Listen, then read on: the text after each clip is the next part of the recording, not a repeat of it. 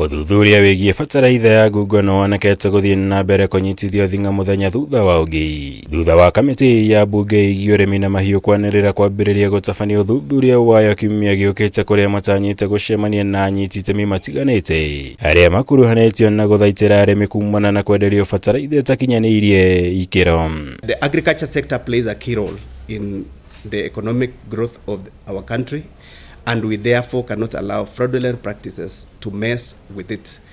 We wish to assure the country that we shall do everything within our mandate to ensure that corrective measures are put in place and that punishment is meted out on anyone found culpable of any malpractice. Kamiti ino yakirumirira makinya ma kamiti ya Senate igi URIMI iria yambiriirie uthuthuria ta uyu wigie gukorwo gwa bataraitha ya NGUNGO thito-ini cia bodi ya irio nyumu NCPB.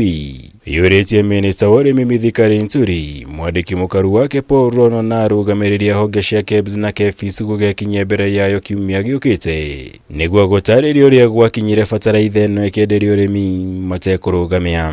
The committee members are further scheduled to conduct field visits or rather visit to various NCBB stores or depots across the country, where they will also engage with farmers on the availability, fairness in the distribution, the price, and the quality of fertilizer sold to them from the respective NCBB depots. Ciumia nini hitũkuriria KEBS yakinyetie mbere ya kamiti na yaugire ndiria hitukia bataraitha muthemba wa SBL GPC iria gwetetwo na njira nene na gukorwo ikienderio arimi ona thengia wa gukorwo itakinyaniirie ikiro. Kuria riu murugamiriri munene wa kambuni ino Joe Kariuki athitwo gugekinyia mbere ya kamiti ino kiumia giukite gucokia ciuria ici. We should also investigate the double speak by the ministry, which is bringing a lot of confusion. The CS is saying that there are a lot of fertilizer in circulation. The PS is withdrawing. Is saying that fertilizers distribution be withdrawn. Some fertilizer distribution be withdrawn.